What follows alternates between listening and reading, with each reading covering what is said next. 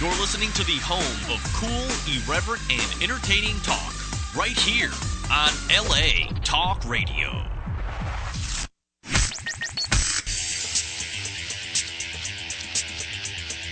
You're listening to Question Reality. Question Reality with Priscilla Leona. Priscilla Leona. Only on LA Talk Radio.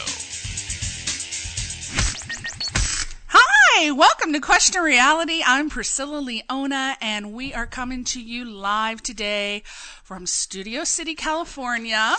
And I'm sure you know by now what our show is about, but I have to go through this every week. We're just going to get through it and move on. But basically, the show is about informative entertainment, and that means that it's our goal to provide you with resource information and tricks of the trade and everything that you're going to need in order to pursue a career in entertainment, or at least we hope that it's everything. And we want to inspire you and encourage you and motivate you. And we do that by interviewing people that are currently making their dreams a reality in show business. And we encourage everybody to call in and ask questions of our guests between 5:15 and 5:30. And when you call, you see if you're listening now live, you see the number 323-203-0815, and we take your calls directly. You don't have to go through a screening process to be on the air with us. We're sitting here waiting for you, so just pick up the phone and dial, and here we are. And then if you liked our show and you found that it helped you in some way, and you'd like to ask a question or make a comment, we'd love to hear about it, and you can do that on the forum. If you look up at the top of the screen, if you're on the website now, latalkradio.com, you'll see a link that says forum. You click that, enter an email address, and it takes like 30 seconds, and then you can say, oh my God, I love that show. That show was awesome. Oh, I love that guest. Woohoo! And put smiley faces. And we would love to hear it. And we take the comments and we pass them on to the guests. And then we also keep a copy for our files. And our wonderful advertisers love to see that kind of stuff. So you'll be helping me out as well as the guest. And we have a very, very cool guest with us today. I've been getting a lot of emails from people asking me, what's the deal out in LA with film school? I've heard of AFI, I've heard of this school, that school. Do you really recommend going to film school? Well, I had thought about it at one time, and I was doing some research, but that was a long, long time ago, and things have changed now. So I was able to give basic advice, but I thought, I better have somebody come on who's actually in film school now to give that information. And we have someone here today. His name is Marcus Winters, and we're going to talk to him. He currently goes to AFI, which is American Film Institute in Los Angeles, which is huge. It's one of the best in the country. And we're going to talk to him in a minute, but I just want to give you guys a couple bit of updates on some of my advertisers, what specials they're offering. Carrie Cavalier, who you know does all of my headshots from Cavalier Photography, she is having a special. Now check this out. Now she's fantastic. You can go to cavalierphotography.com. That's CAVALIER photography.com, and you can check out all of her photographs. She does not only adults, but she does children as well. And she is running a special. Now you are going to just drop dead when you hear this. Are you ready? If you get your headshots between Monday and Friday, just for Question Reality listeners, you have to call her and say, I heard about this special on Question Reality. Priscilla Leona told me to call. You can get a headshot deal for regular price. Oh, I can't tell you the regular price, but it's a lot. You're going to get the deal for $150. Oh my God, 150 buckaroonies for a great headshot. And she is fantastic, and she'll give it to you on a CD, and you can walk right out of there with your headshots on a CD. And I think that's for 4 looks. Don't quote me on that, but I believe it is. Or 2 looks. I am going to have to get back to you on that. But yeah, so give her a call and tell her I told you about the special, and hopefully you'll get some great headshots. As a matter of fact, not hopefully, you will, because she does great works. I only go to her exclusively. And she's had some celebrity clients. She's done David Hasselhoff. And, oh God, who else has she done, Albert? David Hasselhoff, Lou Gossett Jr. I don't know if you guys remember Michelle Lee, Peter Falk. Oh my God, Ellen DeGeneres, Michael Madsen, Aaron Spelling, Hilary Duff, Amanda Bynes. It goes on and on and on. She does a lot of commercial people. So she does top work. And she does film and digital, which is really cool. So give her a call. And again, Cavalier Photography, if you want to call her, her number is 818-840-9148. 818-840-9148. And I hope you guys are booking things. If you're an actor, you're getting some work, but remember, if you're interested in doing extra work, there are so many great casting websites that you should be on. Most people here in LA know about Actors Access and LA Casting. If you're not in LA, check these websites out. It's HollywoodOS.com is a real good one. ActorsAccess.com and LACasting.com. They're fantastic, and you will get work. And they not only book for background, but they do principal work as well. Yeah, they got all kinds of work there. So you go there and you sign up for your little free account, and you are ready to go. So check those things out. And I just want to give a little thank you to some of my listeners. We have Patsy Black from Reisterstown, Maryland, who emailed me and said she listened to the show and she loves it. Thank you, Patsy Black. And then we have what is the guy in Flint, Michigan? Eric Thomas. He is a relatively new listener, and he loves the show, and I thank you so much. He sends me emails and calls, and I really love that. I like to get his comments about the show. And we have Tim the Malt Man in New Jersey. So thank you, guys. I really appreciate you listening. So we are going to talk to the film school guy now. His name, again, is Marcus Winters, and he is, I'll tell you a little bit about him. He's a native of Dayton, Texas. I don't know where that is exactly, but we're going to find out. And again, he currently attends the American Film Institute, and he's in the MFA producing program, which is a master's program. As an undergraduate, Marcus attended North Carolina A&T State University, and then he transferred to Texas A&M University Commerce, and there he got a BA in sociology. And he's very impressive. He completed a 4-year program in 3 years and graduating at the age of 20. Wow, that is like amazing. I was like so old when I got out of college. Not that old, but 22. He also holds a Master's of Arts in Liberal Studies from Dartmouth, where he studied screenwriting, directing, and documentary film. Dartmouth now. Woo! We're talking Ivy League here, Ivy League. And let's see what else. He most recently traveled to Kenya, Africa, to direct and produce an independent short documentary about Kibera. We're going to have to find out how that's pronounced, which is Africa's largest slum.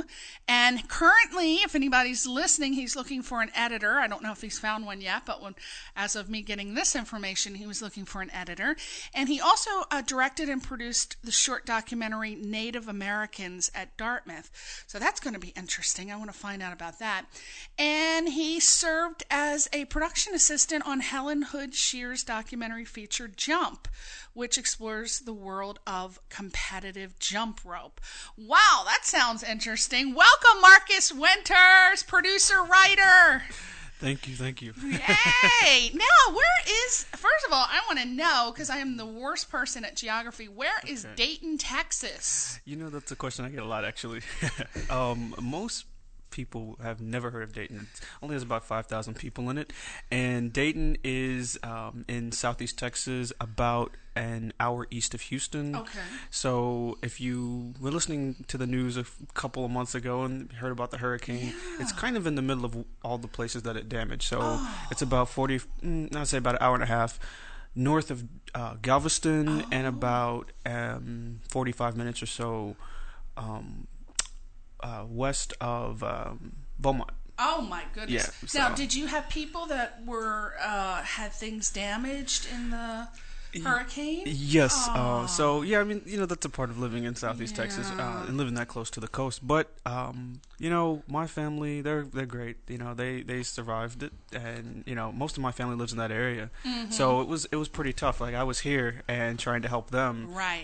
Because they didn't have electricity for about a week, and they called me and asked me to look up stuff on the internet. I mean, it was a crazy situation, but that's it's just a part of how things go. They were prepared. It is. So. My friend Kelly is from Austin, and she had relatives that were caught in that, and she had scheduled a family reunion for the weekend that it hit, and she had to reschedule that. But that is the price that you pay, because Texas, you can get some really cheap property in Texas. You can. Beautiful. Yeah. Mm-hmm. But that's the price you pay, because you will be suffering from various elements. Well, yeah. Isn't it a lot of tornadoes? There are in different parts of Texas. And dust balls rolling up on you. I don't know about the dust balls. Not where I live. What are those things that used to roll through the Western films? You're watching a Western, and every Clint Eastwood film, this big ball of some shit rolls up on you. Yeah. And what is that? Is that hay just rolled up in a ball? Do we know what that is? Nobody knows what that is. Do you remember those balls? You hear the Clint Eastwood music. Doo! I can't whistle, but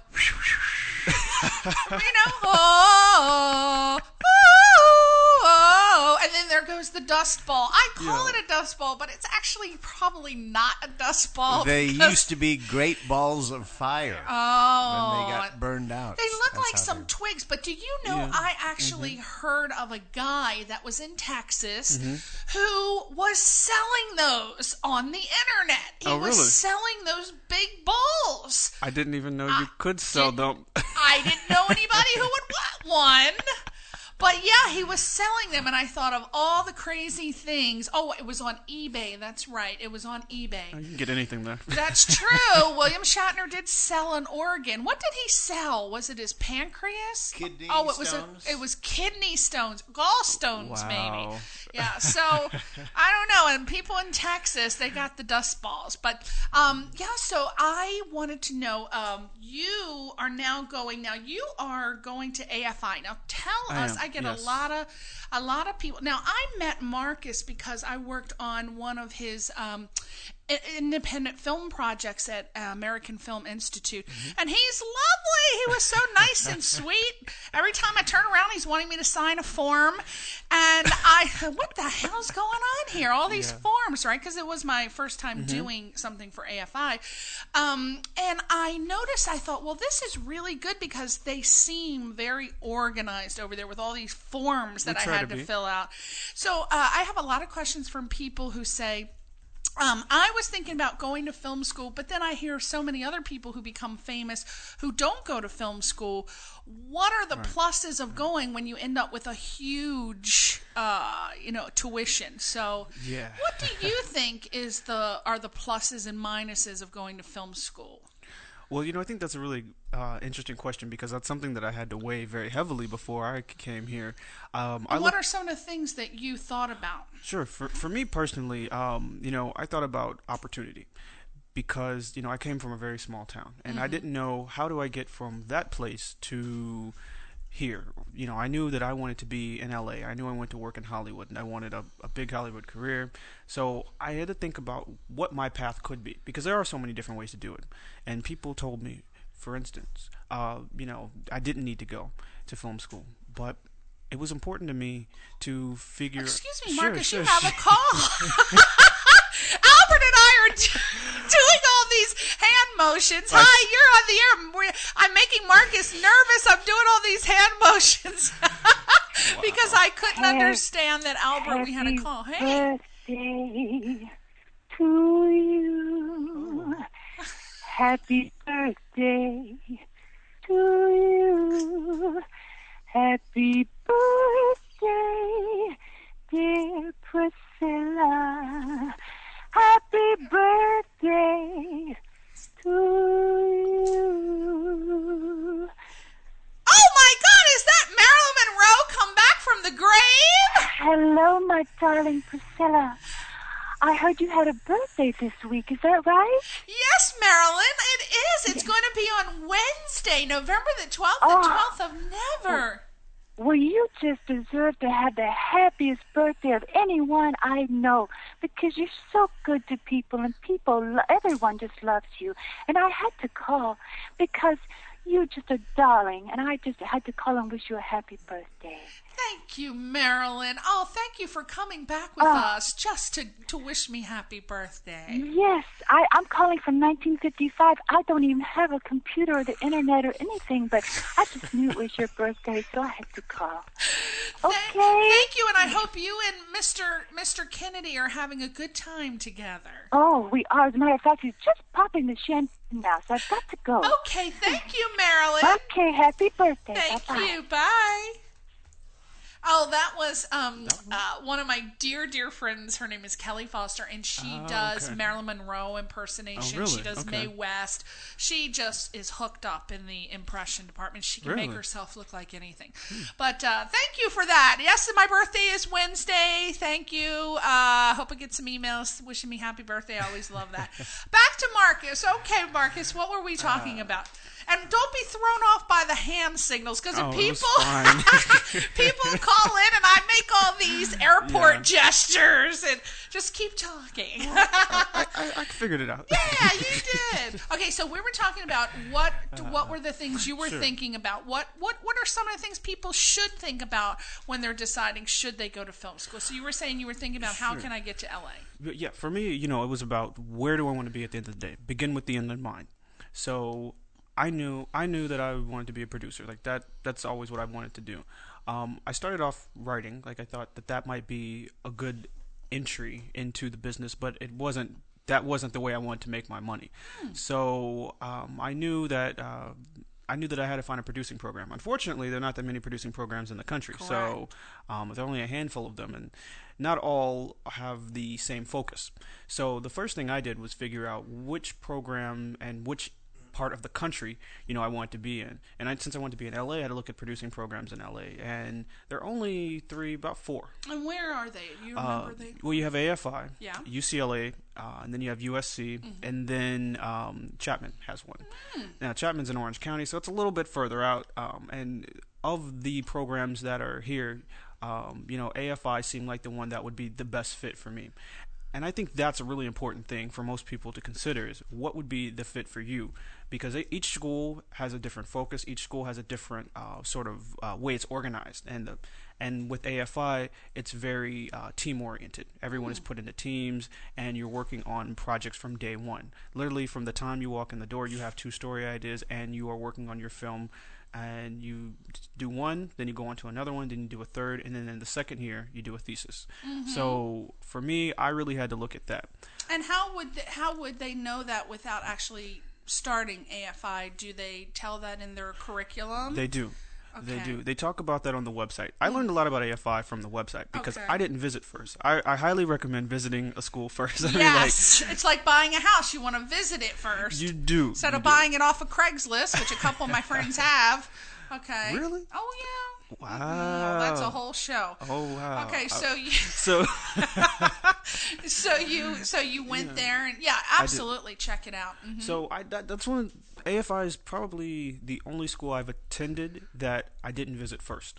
But I really recommend it, especially when you're spending this kind of money. If you're going to a master's program, doing the undergraduate thing, you have a bunch of different options. But when you're at the graduate level, there are really only about five or six schools that are at the top, and you really want to visit each one if you can afford it, because it's not cheap depending on where you live. What are we talking here with, though? Now, AFI, is that just a master's program? Or it is. AFI only offers MFAs. MFAs, Okay. the Master of Fine Arts, which is a really good degree to get if you ever have any aspirations for teaching at the college level, because that's the credential that you need. So for me, I probably won't teach, but if I wanted to, then I would have that opportunity. And do they? What are their prerequisites to get into AFI? Do you have to have a degree in film or something relating to film? No, not necessarily. Like, can you go if you say, "Hey, I got a degree, baby. It's in philosophy. I'm coming to your school." Would they say, "Hell no"? Or no, they wouldn't. You could get in. You could get in. So it doesn't matter. You can just have a 4-year degree in anything, and they would accept you. They don't have. Okay. But there's a but though. Uh-oh. See, you have to have a portfolio depending on which discipline you're in. Oh. See, that's the key there. So for the producing discipline, you don't necessarily need a portfolio, although it helps. If you don't, I hadn't produced anything before I came to AFI, but I had written, so I submitted a screenplay as a part of my portfolio. Okay. If you're interested in screenwriting, then that's the same thing. You have to submit, I think, about 20 pages or so of a screenplay. If you are interested in cinematography, then you have to submit a reel. Directing, a reel. Editing, a reel. And then, what are the other disciplines?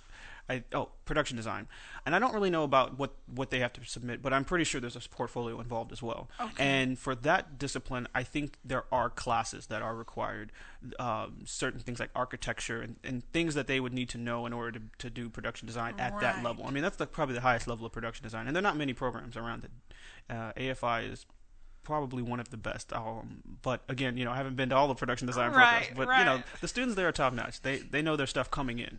Okay. So you probably should, at the point where you're considering AFI, you should know that that's what you want to do. Yes. And you got to have something to show that you're not just spending your parents' money to go there. So or your own. Or your own, which is my case. Which is your poor Marcus. He'll be in debt till he's 60. Oh my gosh. Oh, now it is expensive. What are we talking ballpark here with all the schools? What are they running for these programs? Well, again, it does depend on which one you attend. I would imagine, because I didn't check out all of the schools. For producing, I knew that AFI was the best option for me, but I did kind of look into the other schools.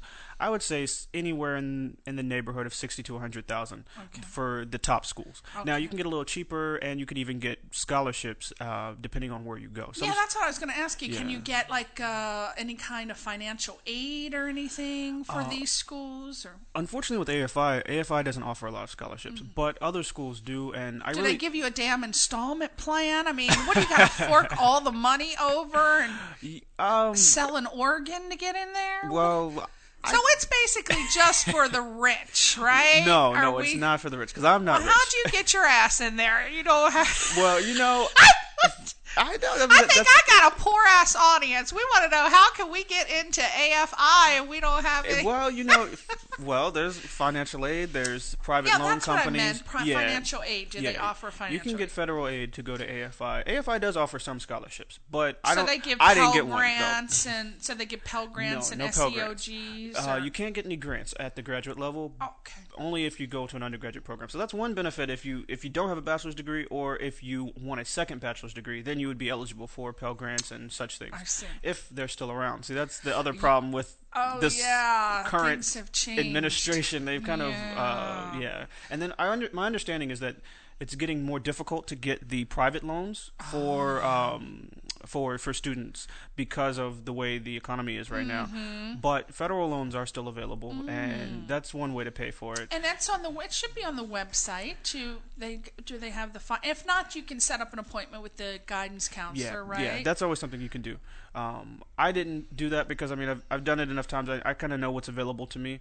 But if you don't know, it's always good to talk to someone in the financial aid office at the school that you're applying to. Now, do you recommend that for someone like you who has to pay these loans yourself, and for other people who may not have rich parents to pay for it, what do you recommend the route is to go? Should they really... What do you recommend that they do? Because what if they're thinking, yes, I want to be a producer or a director or this, and they do have some projects, but they have a slight doubt. Should you say, no, go to community college first? Or, what if they think they want to do it, but they're really not 100%, like they don't wake up every morning with the burning in their groin to get the camera out. Well, I think that's a really good question because I didn't go to film school right away. I worked a little bit first. I've always known that I wanted to work in film and TV, but for whatever reason, maybe it was because I had, a family that encouraged me to pick a major that, allowed me to pay my bills after I got out of college and pay back some of the loans, not all of them. But, I think for many people, there are different options. So I started off with books. I just went to Barnes & Noble, Borders, any bookstore I could find, library, and just picked up any book I could, started reading, learned about different careers, learned about writing. I think at the heart of film, TV, any form of entertainment really is storytelling. So if you are not a good storyteller, even if you want to be a producer or a cinematographer or an editor, that's what you need to know. Yeah. So that's where I think a good person could start if they wanted to. Right. Another place to start could be a community college because many community colleges around the country offer film programs, or they offer writing programs, and that's another way to start. With me, I chose to go to Dartmouth and study creative writing because I knew that storytelling was something that I wanted to really develop. And so I had an opportunity to take a variety of courses, not just screenwriting. I took creative nonfiction, I took directing, I took a documentary course, and I took oral history. And all of these things really have influenced my style and really helped me to become more creative. I think that's a really important thing for a lot of people. But there are also now a lot of websites that cater to people who are interested in filmmaking and DVDs. So there's so many different places a person could start. And cheaply. And it has to do a lot with personalities. Some people really thrive under the tutelage of someone else. Other people are very independent and they can study on their own. And they have the driving force to be able to do that. They're very disciplined people. But if you seem to work, like it seems to me, Marcus, and correct me if I'm wrong, you enjoy the atmosphere of being in a classroom situation, much like Albert. You don't want to, go to the library and do all this independent study. You feel like you want to get the knowledge from someone who is experienced to do it because you could be going down the wrong path, Yes, I would agree with that. Like for me, that's a big part of why I go to AFI. And I think that's part of the value in AFI for anyone who attends. I mean, we are being taught by some of the top people in the industry, and we have access to people in the industry, and I know that being in Dayton, Texas, I wouldn't have had access to those people. Right. And that's just the fact. Right. We had Sean Connery come and teach a class. We recently had the director of The Secret Life of Bees. She was there. Oh, I can't wait to see that. It was a really good movie. You should check it out. I really enjoyed it. It's out. Yes, it's been out probably a few weeks now. Oh my God, Albert! How come we didn't know this? It was a secret. It was. He loves little Dakota Fanning.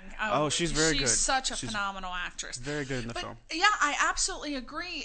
It's some people do have the ability to go out and produce their own little films. I mean, we know how many filmmakers have we known that have never gone to film school, and they're famous filmmakers. I can name 5, but there are people who choose to go the film school route, and I think that they do have an advantage in that you're exposed to so many different elements of the film business, because in the end it comes down to being a business. And I find that the people who don't attend film school, they focus more on the art and the craft rather than the business aspect, and that gets them in a little trouble budget wise. They tend to not be able to focus on the budget.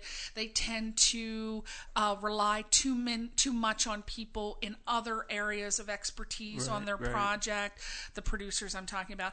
And if you go to a film school and you learn about these things in the business aspect, which I want to know from you how AFI focuses on the business aspect, you really have a broader understanding of what you're doing. That's my opinion. So if you can afford film school, I would highly recommend that you go. I would agree with that. And what about the business? Which it comes down to, you need to know how to stay on budget, because bottom line, if your little creative ass can't keep things under budget, the studios are going to boot you out and get somebody in there that can, because That's true. bottom That's line true. is bottom dollar, and it's fine if you want to do a scene 42,000 times, but you're costing the studio money. So one of the things in film school, I believe, they teach you creative ways to solve these problems. Right, and at AFI, that's definitely what happens. I mean, it's very hands-on, very collaborative, and like I said, from day one, you come in there with your story idea, you develop it, and you shoot it. So, I just wrapped up my first one, and with that one, we came in. Take us through. All right, you're on your very first day, AFI. You slap down your big fat check, and now you're sitting in the classroom.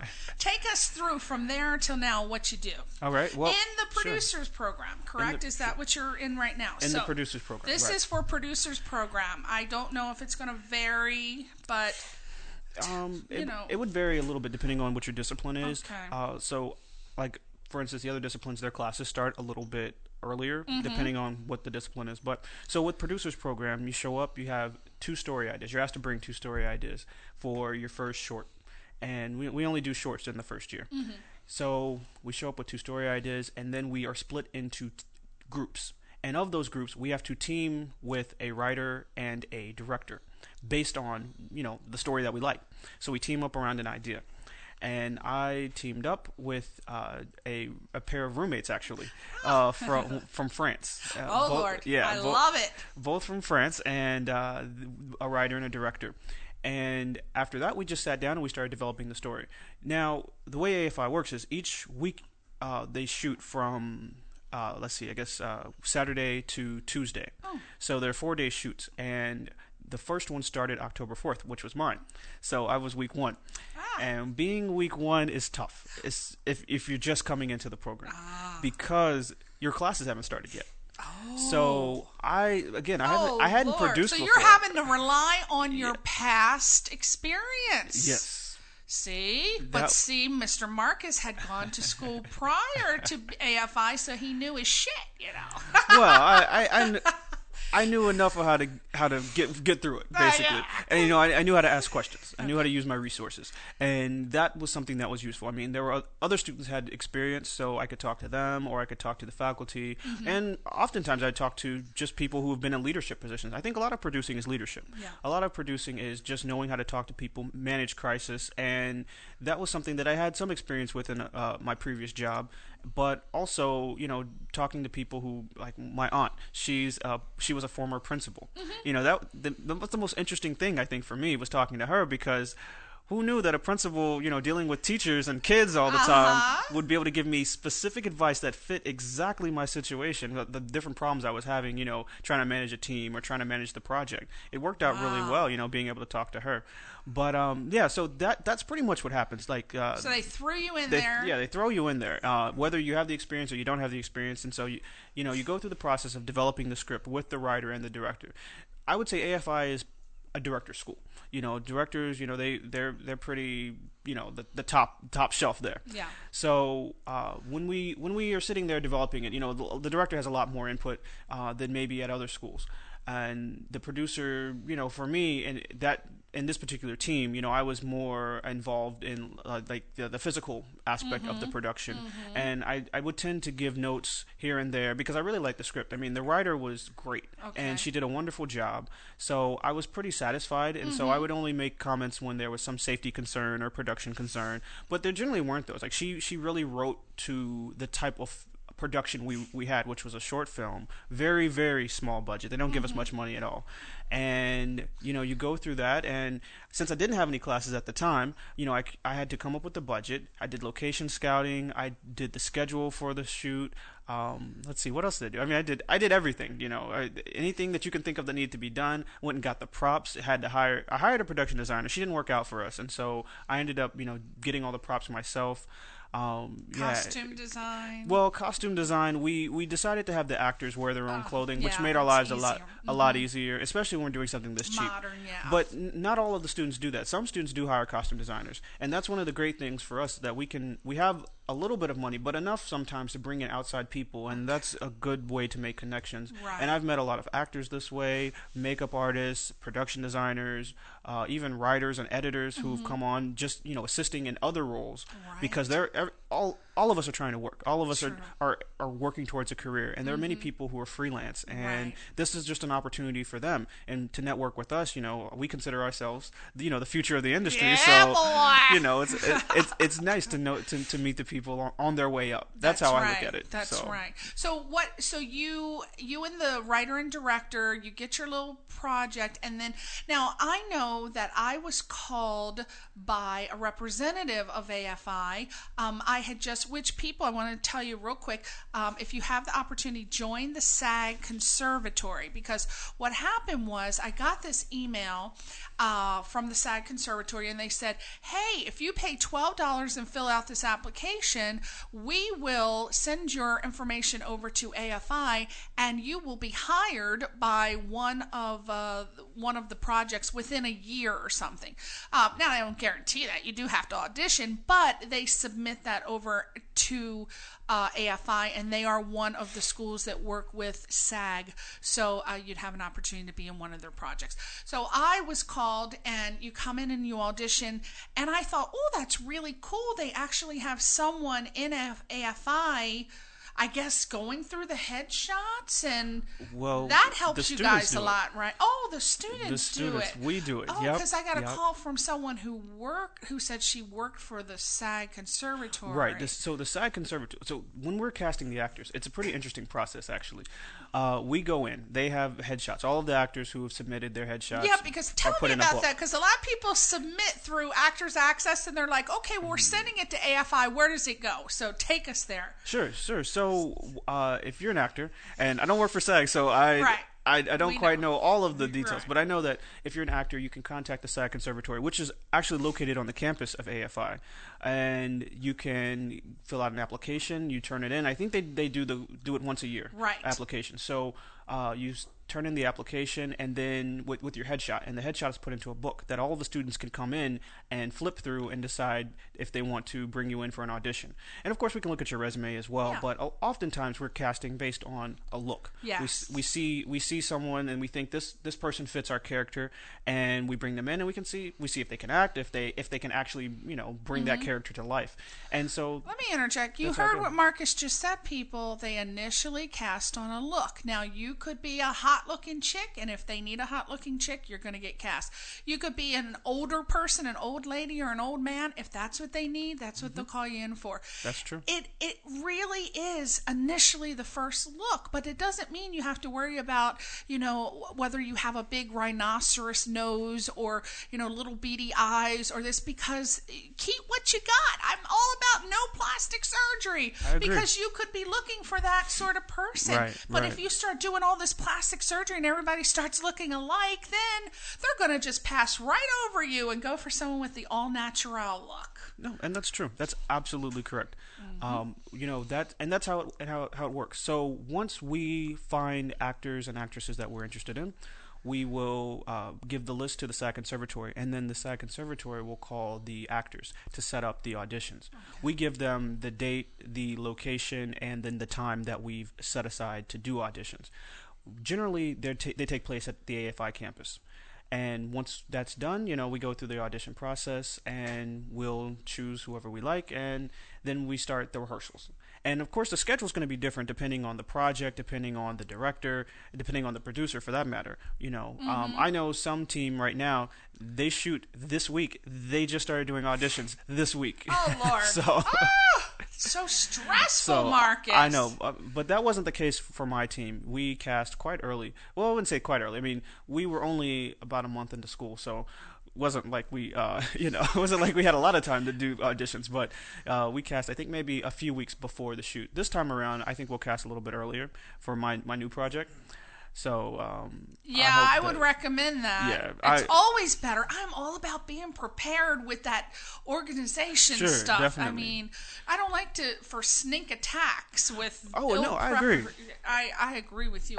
The only problem, sometimes though, it can become a problem just because of the way AFI is designed. I mean, they keep us so busy. I know you were telling me. From the morning to the night, we have something to do. Some days we have 6-hour days. Some days we have 10-hour days. Some days 12-hour days. It really just depends on the class schedule. So we have a lot of classes, and this time around I shoot in January, but I've got a few major holidays. We've got Thanksgiving coming up. Yeah. I've got Christmas coming up, and then there's New Year's. So my team, and one thing to note about AFI, it's very international. A third of the students this year are from other countries. So my new team, I'm from Texas, and my writer is from Canada. Huh? He's from Toronto, and my editor... That's another country, people. Don't be going, what? What do you mean? It's Canada, I know, right? That's another country. It is, and you should ask him how much trouble he had trying to get into the country. Oh, my so God.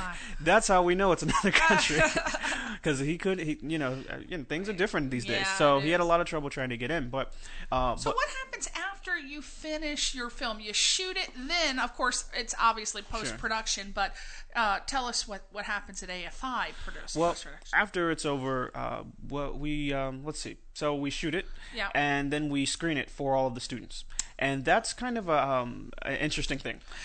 When we screen it in front of the whole school, no guests are allowed at this, and it's called narrative workshop. And in narrative workshop, essentially all of the students and some of the faculty who decide to attend will criticize the film in a very constructive way. Right in front of you guys while you're watching You sit on the stage, and you can't, you can speak back if a question is asked, but otherwise you're not allowed to really explain anything. And it's kind of a crazy situation, and it's tough, to sit up there and have someone criticize your film and not know, wait a minute, so they watch it first, though. They watch it first, yeah. They watch it first, and then you're called to the stage, and it's run by Frank Pearson, who wrote Dog Day Afternoon. Oh my God, I love that movie. And he's amazing. He's very good. He knows film very well, and so he knows how to criticize. And I really enjoyed being on the stage, having him explain things to me. But it's tough to sit up there and have your peers tell you what's wrong with your film, especially since they don't get all of the the background information about what you went through to make it work. But I was really glad that I had that opportunity, and I think that's one of the benefits of being at AFI. So when they're critiquing, do they address you? Do they address you personally? Do they say, "Oh, well, Marcus, why did you do this?" Or is it more like they attack the director and you're left alone? Honestly, they don't bother the producer too much. That's why you decided to get it. It's difficult. It's difficult for anyone to say, there was bad producing. It's very hard to see. Yeah. It's very hard to see bad producing. And I would say from a producing standpoint. And producers usually blame it on the directors anyway, so you've got a fall guy. Choose the producer route. Other team members probably will try to blame the producer too, so, it works both ways. But, I think that people really pay attention to story, because that's the thing. Story is at the heart of what we do. So people are looking at the writer, people are looking at the director, they're looking at the DP, they're looking at the editor, because they want to know, how did you help or hurt the story? And they will ask questions sometimes specifically to those people, or they'll just comment and say, I think the editing could have been done differently here, or this was something that I didn't understand, or this is something I liked, or this is something that I really enjoyed and I want to see more of it. I wish I had seen more of it in the film. They're very constructive.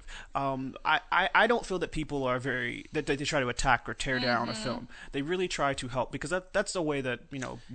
We learn that way. And I think I'm going to just say it now. I think producers and directors need to focus more on the editing process, because they can have a really good project, and I tell you what we're going to see as the consumer is what that editor has done. So I really think producers should focus on that, because we've seen some movies. I'm not going to say Hellboy 2. Oh, did I say it? But,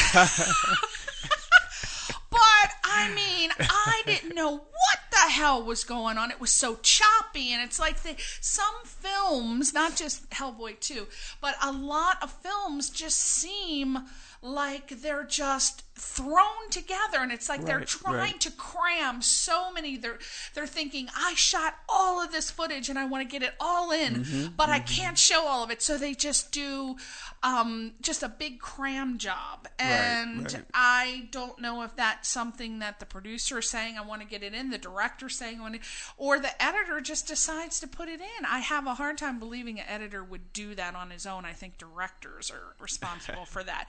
But I really think they need to focus more on the editing, because that's what we're gonna see. It doesn't matter the producing and directing, because the editor is going to put it together, and if a director's not paying attention or whoever has final say, it's going to be a patch job.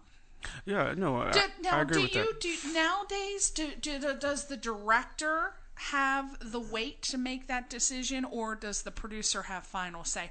Or does it depend on if it's a studio? I guess ultimately if it's a studio production, or if it's, Yeah, I think it would depend on who's in charge in that situation.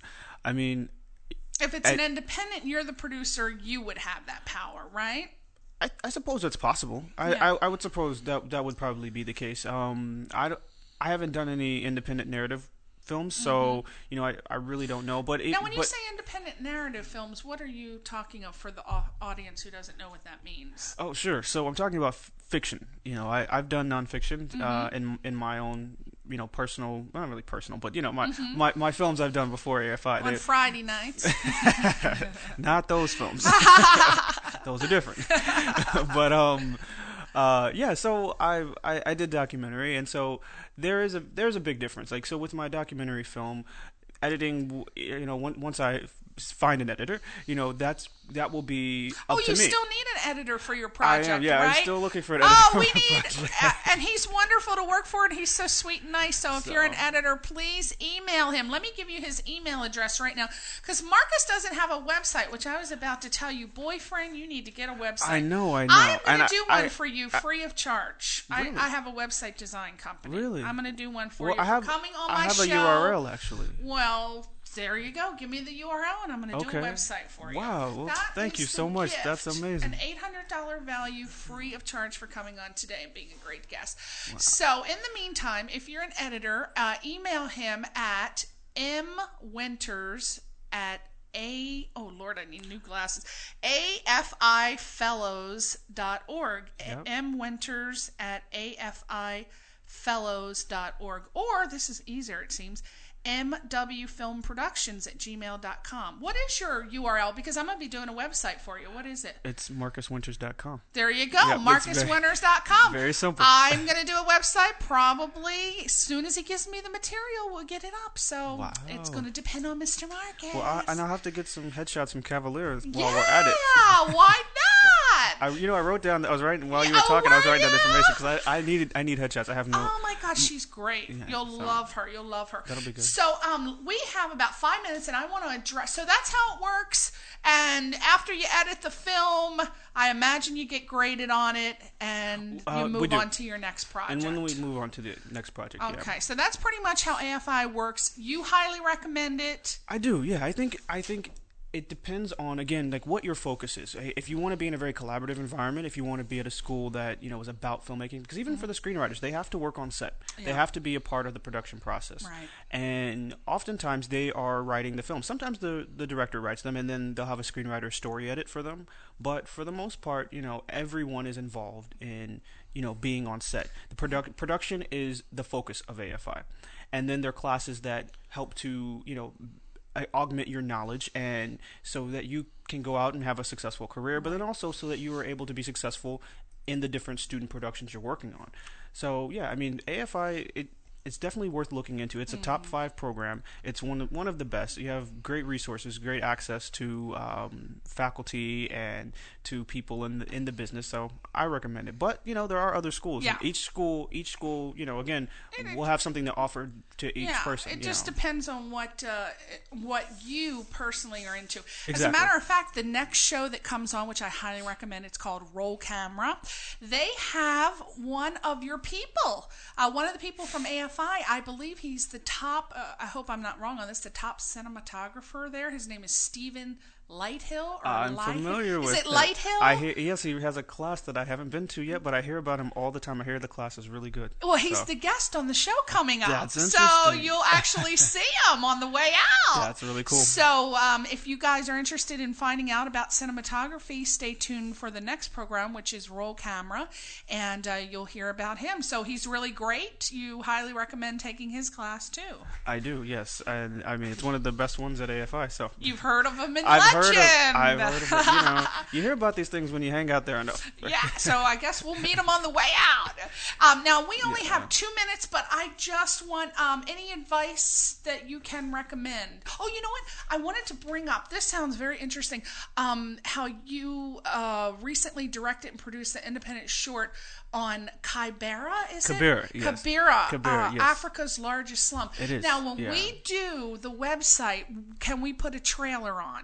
Yes, I would love that. Let's put a trailer on. That would and, be great. Yeah, so, and then also he did a documentary called Native Americans at Dartmouth. That sounds fascinating. I've never even heard. Like, can we put a trailer on for that? Yeah, I have the footage. All I right. worked on the editing with a local editor in Houston, but yeah, I mean, I did that myself. I'm not great at editing, but we could definitely put a trailer. Yeah, on. because I'd love for you to come back on and talk about that Kibera. Oh yeah, Kibera. Africa's largest slum, because to I talk think about that. that's something I really think people need to know about. Yeah, And so we're going to very put those interesting. trailers on MarcusWinters.com. It is up and coming, so check that out. And maybe, I hope he gets the material to me. Maybe we'll get it done. I'll get it to you, definitely. All right. No So problem maybe at all. within the month, and I'll let you know. I'll let my audience know when it's up. So any final words? We got 1 minute. Well, I think people should, if you're listening, go and pursue your dreams.